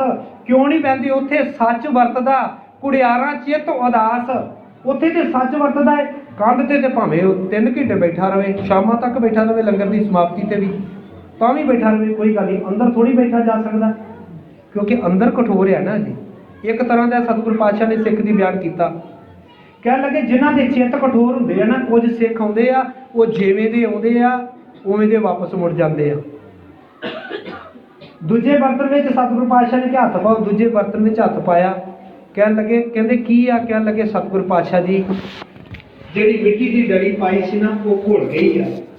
ਉਹਨੇ ਕੋਈ ਪਾਣੀ ਤੇ ਫਰਕ ਪਾਇਆ? ਸਤਿਗੁਰ ਪਾਤਸ਼ਾਹ ਨੇ ਕਿਹਾ। ਉਹਨੇ ਕਿਹਾ ਸਤਿਗੁਰ ਪਾਤਸ਼ਾਹ ਜੀ ਪਾਣੀ ਨੂੰ ਉਹਨਾਂ ਨੇ ਗੰਧਲਾ ਕਰ ਦਿੱਤਾ, ਪਾਣੀ ਨੂੰ ਗੰਧਲਾ ਕਰ ਦਿੱਤਾ। ਸਤਿਗੁਰ ਪਾਤਸ਼ਾਹ ਨੇ ਆਖਿਆ ਦੂਜੀ ਤਰ੍ਹਾਂ ਦੇ ਸਿੱਖ ਉਹ ਹੁੰਦੇ ਆ ਜਿਹੜੇ ਮਨ ਨੂੰ ਮਾਰ ਕੇ ਤੇ ਆਉਂਦੇ ਆ, ਮਨ ਨੂੰ ਮਾਰ ਕੇ ਤੇ ਆਉਂਦੇ ਗੁਰੂ ਦੇ ਕੋਲ, ਪਰ ਉਹ ਗੁਰੂ ਕੋਲ ਮਨ ਮਾਰ ਕੇ ਆਉਂਦੇ ਤਾਂ ਜ਼ਰੂਰ ਆ ਵੀ ਅਸੀਂ ਗੁਰੂ ਕੋਲ ਚੱਲੇ, ਗੁਰੂ ਦੀ ਸੁਣਨੀ ਆ, ਕੋਸ਼ਿਸ਼ ਤਾਂ ਬੜੀ ਕਰਦੇ ਆ, ਪਰ ਆ ਕੇ ਵੀ ਨਿੰਦਿਆ ਚੁਗਲੀ ਨਹੀਂ ਵਿੱਚੋਂ ਨਿਕਲਦੀ। ਅੰਦਰ ਘੰਟਾ ਬੈਠ ਕੇ ਵੀ ਬਾਹਰ ਜਾ ਕੇ ਕਿਸੇ ਦੀ ਨਿੰਦਿਆ ਚੁਗਲੀ ਕਰਨ ਲੱਗ ਪੈਂਦੇ, ਕਿਸੇ ਦੇ ਵਿਰੁੱਧ ਸਾਜ਼ਿਸ਼ਾਂ ਰਚਣ ਲੱਗ ਪੈਂਦੇ। ਪਿਛਲੀ ਵਾਰੀ ਅਗਰ ਵੇਖੋ ਕਿੱਡਾ ਵਧੀਆ ਐਰ ਤੇ ਪ੍ਰਬੰਧ ਹੀ ਕੋਈ ਨਹੀਂ ਕੀਤਾ। ਗ੍ਰਾਈ ਵੇਖੋ ਇਹਨਾਂ ਨੇ ਕਿੰਨੀ ਕੀਤੀ ਆ, ਗ੍ਰਾਈ ਤਾਂ ਅੱਗੇ ਨਾਲੋਂ ਜ਼ਿਆਦਾ ਹੋਈ ਹੈ। ਐਰ ਕੀ ਕੋਈ ਕਸਰ ਨਹੀਂ ਸੀ, ਪਾਠ ਵੀ ਤਾਂ ਅੱਗੇ ਨਾਲੋਂ ਜ਼ਿਆਦਾ ਹੋਏ ਆ। ਉਹ ਨੁਕਤਾਚੀਨੀ ਵਾਲੇ ਪਾਸੇ ਧਿਆਨ ਹੋ ਜਾਂਦਾ। ਇੱਥੋਂ ਜਾ ਕੇ ਵੀ ਜੇ ਧਿਆਨ ਇਸ ਚੀਜ਼ ਤੇ ਹੋਵੇ ਵੀ ਮੈਂ ਠੱਗੀ ਮਾਰ ਲਵਾਂ, ਕਿਸੇ ਦਾ ਹੱਥ ਮਾਰ ਲਵਾਂ। ਗੁਰਦੁਆਰੇ ਵੀ ਸਵੇਰੇ ਆਇਆ, ਨਿਤਨੇਮ ਵੀ ਕੀਤਾ, ਜਦੋਂ ਜਾ ਕੇ ਪੈਲੀ 'ਚ ਗਿਆ ਉਦੋਂ ਕਿਸੇ ਦੀ ਵੱਟ ਵੀ ਵਾਰੀ, ਜੇ ਕਿਸੇ ਦਾ ਆਧਾਰ ਸੁਧਾਰ ਲਿਆ ਉਹ ਵੀ ਨਹੀਂ ਦਿੱਤਾ, ਮਾਰ ਲਿਆ। ਕਿਸੇ ਦੇ ਘਰ ਇਹੋ ਜਿਹੇ ਬੋਲ ਬੋਲੇ ਤਾਂ ਉਹਦੇ ਘਰ 'ਚ ਕਲੇਸ਼ ਪਾ ਦਿੱਤੀ। ਸਤਿਗੁਰ ਪਾਤਸ਼ਾਹ ਜੀ ਕਹਿਣ ਲੱਗੇ ਦੂਜੀ ਤਰ੍ਹਾਂ ਦੇ ਇਹ ਆ, ਆਉਂਦੇ ਤਾਂ ਹੈਗੇ ਆ ਜ਼ਰੂਰ, ਵਿੱਚ ਮਨ ਤੇ ਲਾਉਂਦੇ ਆ, ਪਰ ਆਪਣੇ ਜਿਹੜੇ ਗੰਧਲੇ ਵਿਚਾਰ ਆ ਨਾ ਉਹ ਬਾਕੀਆਂ ਦੇ ਵਿੱਚ ਵੀ ਛੱਡ ਜਾਂਦੇ, ਉਹ ਗੰਦਾ ਕਰ ਜਾਂਦੇ ਆ। ਸਤਿਗੁਰ ਪਾਤਸ਼ਾਹ ਨੇ ਆਖਿਆ ਤੀਜੀ ਤਰ੍ਹਾਂ ਦੇ ਬਰਤਨ ਵਿੱਚ ਹੱਥ ਮਾਰ। ਤੀਜੀ ਤਰ੍ਹਾਂ ਦੇ ਬਰਤਨ ਵਿੱਚ ਹੱਥ ਮਾਰਿਆ ਤੇ ਕਲਗੀਆਂ ਵਾਲੇ ਪਾਤਸ਼ਾਹ ਕਹਿਣ ਲੱਗੇ ਵੀ ਸਿੰਘੂ ਇਹਦੇ ਵਿੱਚ ਕੀ ਆ? ਕਹਿਣ ਲੱਗੇ ਸਤਿਗੁਰ ਜਿਵੇਂ ਦਾ ਜਲ ਸੀ ਉਵੇਂ ਦਾ ਹੀ ਆ, ਵਿੱਚ ਕੁਛ ਹੈਗਾ? ਕਹਿੰਦੇ ਨਹੀਂ ਜੀ ਵਿੱਚ ਪਤਾਸੇ ਪਾਏ ਉਹ ਤਾਂ ਭੁੱਲ ਗਏ। ਸਤਿਗੁਰ ਪਾਤਸ਼ਾਹ ਨੇ ਆਖਿਆ ਇਹਨਾਂ ਨੂੰ ਹੱਥ ਤੇ ਪਾ ਕੇ ਵੇਖੋ, ਹੱਥ ਤੇ ਪਾ ਕੇ ਇਹਨਾਂ ਨੂੰ ਛੱਡ ਕੇ ਵੇਖੋ। ਕਹਿਣ ਲੱਗੇ ਸਤਿਗੁਰ ਜੀ ਇਹ ਮਿੱਠਾ ਬੜਾ ਹੈ। ਕਹਿੰਦੇ ਦੂਜੀ ਤਰ੍ਹਾਂ ਦਾ ਛੱਡ ਸਕਦੇ? ਕਹਿੰਦੇ ਨਹੀਂ ਜੀ ਉਹ ਗੰਦਾ ਹੈ। ਕਹਿੰਦੇ ਪਹਿਲੀ ਤਰ੍ਹਾਂ ਦਾ? ਕਹਿੰਦੇ ਜੀ ਉਹ ਤਾਂ ਬੇਸਵਾਦਾ ਹੀ ਆ। ਸਤਿਗੁਰ ਪਾਤਸ਼ਾਹ ਨੇ ਆਖਿਆ ਤੀਜੇ ਸਿੱਖ ਇਹ ਹੁੰਦੇ ਆ ਸੋ ਸਿੱਖ ਸਖਾ ਬੰਧੁਕ ਹੈ ਭਾਈ, ਜੇ ਗੁਰ ਕੇ ਭਾੜੇ ਵਿੱਚ ਆਵੇ ਆਪਣੇ ਭਾੜੇ ਜੋ ਚੱਲੇ ਭਾਈ ਵਿਛੜ ਚੁੱਕਾ ਖਾਵੇ। ਤੀਜੀ ਤਰ੍ਹਾਂ ਦੀ ਉਹ ਸਿੱਖਿਆ ਜਿਹੜੇ ਆ ਕੇ ਗੁਰੂ ਦੀ ਮੱਤ ਨੂੰ ਗ੍ਰਹਿਣ ਕਰਕੇ ਗੁਰੂ ਵਿੱਚ ਅਭੇਦ ਹੋ ਜਾਂਦੇ ਆ। ਦੁਨੀ ਚੰਦ ਸਿੰਘ ਇੱਕ ਤਰ੍ਹਾਂ ਦਾ ਕਠੋਰ ਹਿਰਦੇ ਵਾਲਾ ਸਿੱਖ, ਮਸਤੇ ਹਾਥੀ ਨੂੰ ਮੁਕਾਬਲਾ ਕਰਨ ਵਾਸਤੇ ਭੇਜਦੇ ਆ। ਕਹਿਣ ਲੱਗੇ ਵੀ ਮਸਤੇ ਹਾਥੀ ਨੂੰ ਮੁਕਾਬਲਾ ਕਰੋ, ਕਿਲੇ ਦਾ ਦਰਵਾਜ਼ਾ ਟੁੱਟ ਜਾਵੇ, ਟੁੱਟਦਾ ਨਹੀਂ ਆ। ਪਰ ਸਤਿਗੁਰ ਪਾਤਸ਼ਾਹ ਜੀ ਦੇ ਕੋਲ ਦੁਨੀ ਚੰਦ ਕਠੋਰ ਹਿਰਦੇ ਵਾਲਾ ਭੱਜ ਗਿਆ, ਪਰ ਪਤਾਸੇ ਦੇ ਹਿਰਦੇ ਵਾਲਾ ਸਿੱਖ ਸੀ ਭਾਈ ਬਚਿੱਤਰ ਸਿੰਘ। ਨਾਗਣੀ ਸੂਤ ਕੇ ਮਾਰੀ ਭਾਈ ਬਚਿੱਤਰ ਸਿੰਘ ਨੇ, ਉਹ ਜਗ੍ਹਾ ਵੇਖ ਕੇ ਮਾਰੀ। ਬੜੇ ਵੱਡੇ ਸੰਕੇਤ ਆ ਗੁਰੂ ਸਵਾਰਿਓ। ਸਿੱਖ ਦੀ ਦੂਰ ਅੰਦੇਸ਼ੀ ਇੰਨੀ ਚਾਹੀਦੀ, ਦੁਸ਼ਮਣ ਦੇ ਵੱਲ ਇੰਨੀ ਨਿਗਾਹ ਨਾਲ ਦੇਖੇ, ਇੰਨੀ ਤੀਬਰਤਾ ਦੇ ਨਾਲ ਦੇਖੇ ਦੁਸ਼ਮਣ ਵਾਰ ਕਿੱਥੇ ਕਰਨਾ ਚਾਹ ਰਿਹਾ, ਕਿੱਥੇ ਦੁਸ਼ਮਣ ਦੇ ਮੈਂ ਵਾਰ ਕਰਾਂ ਤੇ ਦੁਸ਼ਮਣ ਨੂੰ ਫਰਕ ਪਵੇਗਾ। ਅੱਜ ਜਿਹੜੇ ਸਾਡੇ ਕਿਸਾਨ ਆਗੂ ਬੈਠੇ ਆ ਨਾ, ਸਾਡਾ ਪੰਜਾਬ ਬੈਠਾ ਹੈ, ਸਾਡੇ ਭਾਰਤ ਦੇ ਕਿਸਾਨ ਬੈਠੇ ਆ, ਉਹ ਅੱਜ ਵੇਖਦੇ ਪਏ ਆ ਜਿਹੜਾ ਦੁਸ਼ਮਣ ਆ ਉਹਨੇ ਬੜੀਆਂ ਕੋਝੀਆਂ ਚਾਲਾਂ ਚੱਲੀਆਂ ਪਿਛਲੇ 50 ਸਾਲਾਂ ਤੋਂ ਸਾਨੂੰ ਖਤਮ ਕਰਨ ਵਾਸਤੇ। ਮੈਂ ਪਿਛਲੇ ਦੌਰ 'ਚ ਵੀ ਬੇਨਤੀ ਕਰਕੇ ਗਿਆ ਤਾਂ ਮੈਨੂੰ ਮਾਸਟਰ ਜੀ ਨੇ ਹੁਕਮ ਵੀ ਲਾਇਆ ਸੀ ਕਿ ਤੁਸੀਂ ਬਾਕੀ ਨਗਰਾਂ ਵਿੱਚ ਵੀ ਬੇਨਤੀ ਕਰੋ। ਮੇਰੇ ਸਤਿਗੁਰ ਨੇ ਕਿਰਪਾ ਕੀਤੀ, ਜਿੱਥੇ ਵੀ ਸਤਿਗੁਰ ਨੇ ਬੇਨਤੀ ਕਰਵਾਈ, ਦਾਸ ਵਿੱਚ ਕੁਝ ਨਹੀਂ ਹੈ, ਸਾਡੇ ਵਿੱਚ ਕੁਝ ਨਹੀਂ ਹੈ, ਪਰ ਮੇਰੇ ਗੁਰੂ ਨੇ ਕਿਰਪਾ ਕੀਤੀ। ਸਾਨੂੰ ਅਗਲੇ ਦਿਨ ਹੀ ਸੁਣਾ ਆਏ ਵੀ ਕਿਤੇ ਇੱਕ ਟਰਾਲਾ ਚੱਲ ਗਿਆ, ਕਿਤੇ 2 ਟਰਾਲੇ ਚੱਲ ਗਏ। ਅੱਜ ਸਾਡਾ ਮੋਰਚਾ ਹੈ, ਸਾਨੂੰ ਜਾਣਾ ਪੈਣਾ। ਜਿੰਨਾ ਸਮਾਂ ਨਿਕਲਦਾ ਸਾਨੂੰ ਉੱਥੇ ਹਾਜ਼ਰੀਆਂ ਭਰਨੀਆਂ ਪੈਣੀਆਂ। ਗੁਰੂ ਸਵਾਰਿਓ ਇੱਕ ਗੱਲ ਯਾਦ ਰੱਖਿਓ, ਜੇ ਅੱਜ ਅਸੀਂ ਇਸ ਪਲੇਟਫਾਰਮ ਤੋਂ ਉੱਪੜ ਗਏ, ਅਸੀਂ ਬੜਾ ਲੰਬਾ ਸਮਾਂ ਪਛਤਾਵਾਂਗੇ। ਅੱਜ ਜਿਹਦੇ ਕੋਲ ਸਮਾਂ ਹੈ, ਜਿਹਦੇ ਮੰਨ ਲਓ ਦੁੱਧ ਦਾ ਕਾਰੋਬਾਰ ਹੈ, ਕੋਈ ਦੁਕਾਨ ਦਾ ਕਾਰੋਬਾਰ, ਬਹੁਤਾ ਵੱਡਾ ਨੁਕਸਾਨ ਹੈ, ਕਿਸੇ ਦੇ ਘਰ ਦੇ ਵਿੱਚ ਕੋਈ ਬੱਚੇ ਦਾ ਵਿਆਹ ਹੈ, ਉਹਦੀ ਮਜਬੂਰੀ ਹੋ ਸਕਦੀ ਆ।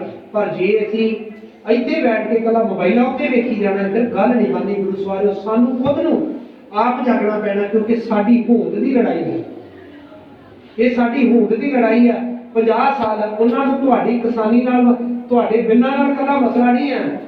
ਉਹਨਾਂ ਨੂੰ ਪਤਾ ਇਹਨਾਂ ਦੀ ਰੀੜ੍ਹ ਦੀ ਹੱਡੀ ਕਿਸਾਨੀ ਆ। ਅਗਲਿਆਂ ਨੇ ਦੇਖਿਆ ਇੰਟੈਲੀਜੈਂਸੀਆਂ ਨੂੰ ਘੱਲ ਕੇ ਆਪ ਆ ਕੇ ਇਹ ਚੰਗੀਆਂ ਗੱਡੀਆਂ ਰੱਖੀ ਫਿਰਦੇ ਆ, ਇਹਨਾਂ ਦੇ ਬੱਚੇ ਵਿਦੇਸ਼ਾਂ ਵਿੱਚ ਚਲ ਗਏ ਆ, ਇਹ ਚੰਗਾ ਖਾਣਾ ਖਾਣ ਲੱਗ ਪਏ ਆ, ਇਹਨਾਂ ਨੇ ਚੰਗੇ ਮਕਾਨ ਬਣਾ ਲਏ ਆ, ਇਹਨਾਂ ਨੂੰ ਕਿਸੇ ਤਰੀਕੇ ਦੇਖ ਲਈਏ। ਲੱਗਾ ਸੀ ਕਿਤੇ ਕਲਗੀਧਰ ਪਾਤਸ਼ਾਹ ਜੀ ਦੇ ਅਨੰਦਪੁਰ ਸਾਹਿਬ ਤੇ ਘੇਰਾ ਪਾਉਣ ਦਾ ਕਾਰਨ ਕੀ ਸੀ? ਸਤਿਗੁਰ ਨੇ ਅਨੰਦਪੁਰ ਨੂੰ ਛੱਡਿਆ ਕਿਉਂ ਸੀ? ਗੁਰੂ ਸਵਾਰਿਓ, ਉਹਨਾਂ ਨੂੰ ਲੱਗਦਾ ਸੀ ਪ੍ਰਸ਼ਾਦੀ ਹਾਥੀ ਸਾਡੇ ਕੋਲ ਚਾਹੀਦਾ ਹੈ, ਪ੍ਰਸ਼ਾਦੀ ਹਾਥੀ ਸਾਡੇ ਕੋਲ ਹੋਵੇ, ਚੰਗੇ ਸਾਡੇ ਕੋਲ ਘੋੜੇ ਹੋਣ, ਪਸ਼ਮੀਨੇ ਦੀਆਂ ਜਿਹੜੀਆਂ ਚਾਨਣੀਆਂ ਸਾਡੇ ਕੋਲ ਹੋਣ, ਪੰਚਨੂਮਾ ਜਿਹੜੇ ਸ਼ਸਤਰ ਹੈ ਉਹ ਸਾਡੇ ਕੋਲ ਹੋਣ। ਨਹੀਂ ਚਾਹੁੰਦੇ ਸਨ, ਪਰ ਸਿੱਖਾਂ ਨੇ ਬੜੀ ਦੂਰਅੰਦੇਸ਼ੀ ਮੇਰੇ ਸਤਿਗੁਰ ਪਾਤਸ਼ਾਹ ਜੀ ਨੇ ਦੱਸੀ, ਜਿਹੜਾ ਕਿਤੇ ਮੋਹ ਨਹੀਂ ਸੀ ਕਰਦਾ, ਉਹਨੇ ਅਨੰਦਪੁਰ ਨੂੰ ਵੀ ਛੱਡ ਦਿੱਤਾ। ਆਨੰਦਾਂ ਦੀ ਪੁਰੀ ਨੂੰ ਮੇਰੇ ਕਲਗੀਆਂ ਵਾਲੇ ਪਾਤਸ਼ਾਹ ਨੇ ਛੱਡ ਕਰਕੇ ਸਰਸਾ ਦੇ ਕੰਢੇ ਦੇ ਆਪਣੇ ਪਰਿਵਾਰ ਨੂੰ 3 ਹਿੱਸਿਆਂ ਵਿੱਚ ਵੰਡਿਆ। ਐਸਾ ਵੰਡਿਆ ਕਦੀ ਇਕੱਠਾ ਨਹੀਂ ਹੋ ਸਕਿਆ। ਆਪਣੇ 2 ਪੁੱਤਰਾਂ ਨੂੰ ਸਤਿਗੁਰ ਪਾਤਸ਼ਾਹ ਨੇ ਆਪਣੀਆਂ ਅੱਖਾਂ ਦੇ ਸਾਹਮਣੇ ਕਲਗੀਆਂ ਵਾਲੇ ਨੇ ਸ਼ਹੀਦ ਕਰਵਾਇਆ। ਔਰ ਉਹ ਕਲਗੀਆਂ ਵਾਲੇ ਪਾਤਸ਼ਾਹ ਮਹਾਰਾਜ ਜੀ ਜਿਹਨੇ ਕਿਤੇ ਵੀ ਉਲਾਂਘਾ ਨਹੀਂ ਦਿੱਤਾ। ਔਰ ਹਕੀਮ ਅੱਲਾ ਯਾਰਖਾਂ ਜੋਗੀ ਜੀ ਕਹਿੰਦੇ ਆ, ਅੱਲਾ ਯਾਰਖਾਂ ਜੋਗੀ ਜੀ ਕਹਿੰਦੇ ਆ, ਕਹਿੰਦੇ ਜਿਹੜੀ ਰਾਤ ਅਖੀਰਲੀ ਚਮਕੌਰ ਦੀ ਗੜੀ ਵਿੱਚ ਬੀਤੀ ਨਾ, ਤੇ ਜੋਗੀ ਜੀ ਕਹਿੰਦੇ ਆ, ਜਬ 1.5 घड़ी रात गुजरी जिक्रे खुदा में, खेमे से निकल आए सरकार हवा में। 1.5 घड़ी रात सौ के भी सी गुजारी, याद रखियो।